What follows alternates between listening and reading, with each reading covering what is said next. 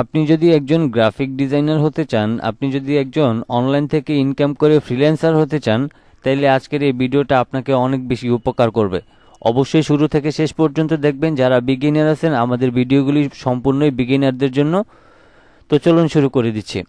প্রথমত হচ্ছে আমরা এদিক থেকে ধরেন টাইপ টুলে গেলাম। টাইপ টুলে যাওয়ার পর আমি এদিক থেকে বাংলাদেশ লিখে নিচ্ছি। আমি বাংলাদেশ লিখে নিলাম। এবার এখানে হচ্ছে আমরা এই লেখাটাকে এখানে রাখলাম। এখন আমি এই লেখাটাকে এদিক থেকে রেড কালার করে দিলাম। এবার এদিকে হচ্ছে আমাদের সাদা যে আর্টবোর্ড থাকে, আমরা একটা পেজ ওপেন করার পর শুধুমাত্র সেটাই কিন্তু আছে। তো ডিফল্টভাবে হচ্ছে এটা এরকমই থাকে। এরপরে আমরা যদি এদিক থেকে রাইট বাটন ক্লিক করে রেক্ট্যাঙ্গেল টুলে যাই এবং মাউসের লেফট বাটনটা ক্লিক করে আমি যদি এখানে একটা রেক্ট্যাঙ্গেল শেপ নিই এবং এটাকে আমি ইয়েলো কালার করে দিই। এখন যেটা হয়েছে, প্রথমে আমরা যেটা নিয়েছি সেটা কিন্তু সব সময়ের জন্য নিচেই থাকবে। যেমন আমরা বাংলাদেশ লেখাটাকে প্রথম লিখেছি, এরপরে আমরা রেক্ট্যাঙ্গেল শেপ নিয়েছি, মানে দ্বিতীয়ত আমরা যে কাজটা করেছি সেটা একদম সবার উপরে আছে। এখন অনেক সময় কিন্তু আমাদের এই যে এরকম টাইপের কিছু সিচুয়েশনে পড়তে হয় যে আমরা লেখাটা লিখে নিয়েছি এবং আমাদের এই যে আমাদের যে রেক্ট্যাঙ্গেল শেপটা আছে এটার উপরে আমাদের লেখাটা আনতে হবে। এটার জন্য আমাদের দুইটা ওয়ে অবলম্বন করতে হবে এবং দুইটা কাজের ক্ষেত্রে। যেমন ধরেন এদিক থেকে আমাদের এই যে রেক্ট্যাঙ্গেল শেপটা আছে, এটাকে যদি আমরা রাইট বাটন ক্লিক করে অ্যারেঞ্জে যাই, অ্যারেঞ্জ থেকে দেখেন সেন্ড টু ব্যাক, মানে এটাকে আমরা পিছনে পাঠিয়ে দিব। তার মানে একদম পিছনে চলে যাবে, যেটার পিছনে আর কিছু থাকবে না। তো এখান থেকে আমরা যদি সেন্ড টু ব্যাক করি, দেখেন আমাদের বাংলাদেশ লেখাটা উপরে চলে আসছে এবং ইয়েলো কালার রেক্ট্যাঙ্গেলের যে শেপটা ছিল সেটা নিচে চলে গেছে। এখন আমরা যে এটাকে সেন্ড টু ব্যাক পাঠিয়েছি, এই ইয়েলো কালারের পিছনে আর যাওয়ার মতো নাই, এটাই সর্বশেষ পিছন। এরপরে আর এটা আর কোথাও যেতে পারবে না। এটা হচ্ছে বিষয়। এবার আমি এটাকে একটু বড় করে দিতেছি যাতে বুঝতে সুবিধা হয়। তো এখন এইখানে ধরেন আমরা একটা ইয়েলো কালারের রেক্ট্যাঙ্গেল নিলাম এবং এদিকে আমাদের বাংলাদেশ লেখা আছে। এবার এদিক থেকে আমরা আবারও যদি এইখানে যদি কোনো একটা রেক্ট্যাঙ্গেল শেপ নেওয়ার প্রয়োজন পড়ে, ধরেন আমি এখানে একটা শেপ নিলাম এবং এখানে আমি এটাকে গ্রিন কালার দিলাম। এখন আমি চাইতেছি যে এই যে আমাদের যে গ্রিন কালারের যে অবজেক্টটা আছে, আই মিন রেক্ট্যাঙ্গেল শেপটা আছে, এইটা যাতে ইয়েলো কালারের উপরে থাকে এবং বাংলাদেশ লেখার নিচে থাকে। আমি আরও ক্লিয়ার করে দিচ্ছি, আমি চাচ্ছি যে এইখানে যে গ্রিন কালারটা আছে এইটার উপরে আমাদের বাংলাদেশ লেখাটা থাকবে এবং গ্রিন কালারটা এটা যেখানে আছে সেখানেই থাকবে এবং এখান থেকে ইয়েলো কালারটা যেখানে আছে সেখানেই থাকবে। তো এখন একটা বিষয় হচ্ছে, আমরা যদি এই গ্রিন কালারটাকে সিলেক্ট করে অ্যারেঞ্জ থেকে সেন্ড টু ব্যাক করে দিই, তাহলে কিন্তু এটা একদম পিছনে চলে যাবে। আই মিন এটা ইয়েলো কালারের পিছনে চলে যাবে। তো সেই ক্ষেত্রে ইয়েলো কালার পিছনে যদি চলে যায়, তাহলে তো আর আমাদের এই গ্রিন কালারের শেপটা দেখা যাবে না বা আমাদের কমান্ড অনুযায়ী হবে না। আমরা চাচ্ছি যে বাংলাদেশ লেখাটা সবার উপরে থাকবে, এরপর গ্রিন কালারটা আমাদের এখানে থাকবে এবং ইয়েলো কালারটা এখানেই থাকবে।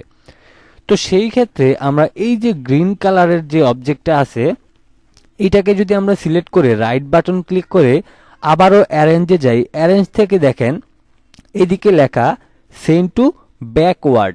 সেন্ড টু ব্যাকওয়ার্ড যদি আমরা ক্লিক করি, তাইলে যেটা হয় যে আমাদের এই দুইটা দেখেন, এই দুইটা অবজেক্ট কিন্তু ঠিকই আছে, কিন্তু আমাদের বাংলাদেশ লেখাটা উপরে চলে আসছে।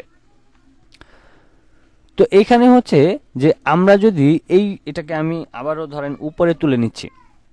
এখন এটাকে যদি আমরা আমরা যদি অ্যারেঞ্জ থেকে এই সেন্ড টু ব্যাকওয়ার্ড না করে আমরা যদি সেন্ড টু ব্যাকে করে দিই, তাহলে কিন্তু আমাদের গ্রিন কালারের শেপটা একদম পিছনে চলে যায় এবং সেটা দেখাই যায় না ইয়েলো কালারটা বড় হওয়ার কারণে।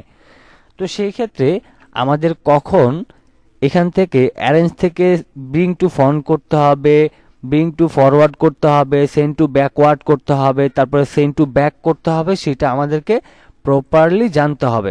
আমি আরও একটা ভালোভাবে বিষয় আপনাদেরকে দেখিয়ে দিতে চাই, তাইলে আপনারা সহজে বিষয়গুলি ক্লিয়ার হতে পারবেন।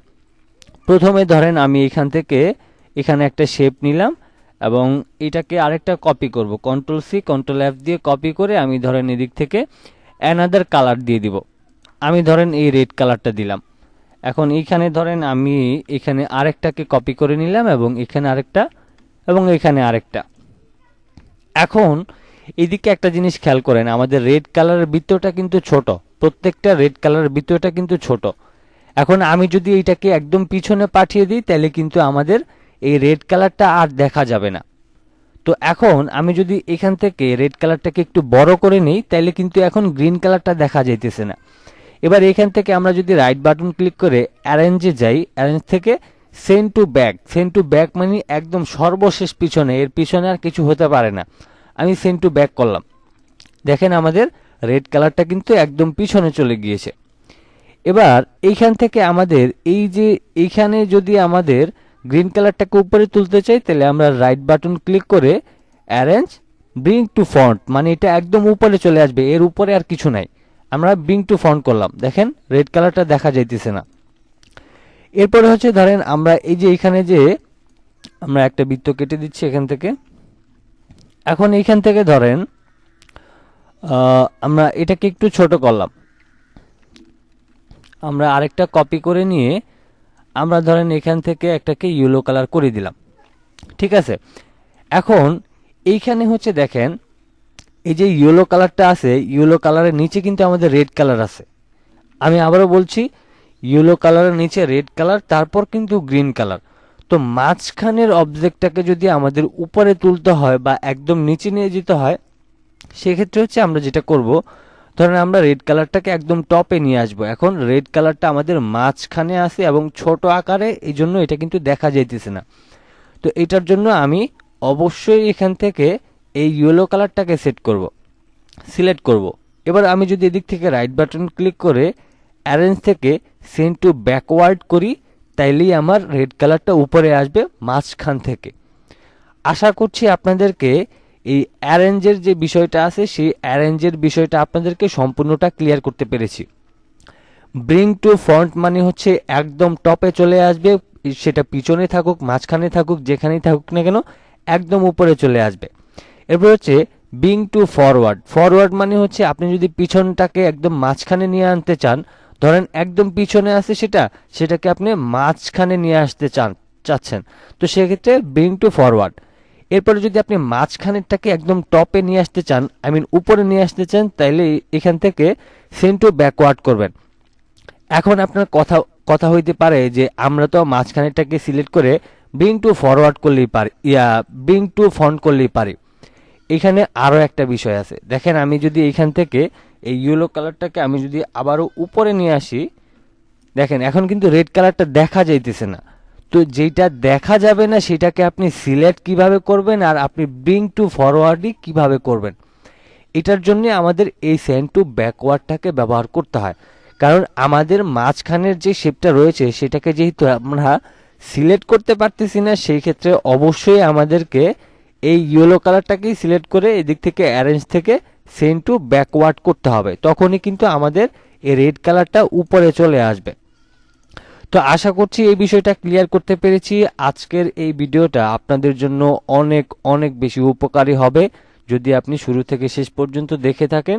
আর এই ভিডিও থেকে আপনি কতটুকু শিখলেন, নতুন এই বিষয়টা শিখতে পেরেছেন কিনা, বা আমি এই জিনিসটা নতুন করে আপনাদেরকে শেখাতে পেরেছি কিনা, অবশ্যই কমেন্ট বক্সে জানিয়ে দিবেন। সবাই ভালো থাকবেন, সুস্থ থাকবেন। আল্লাহ হাফেজ।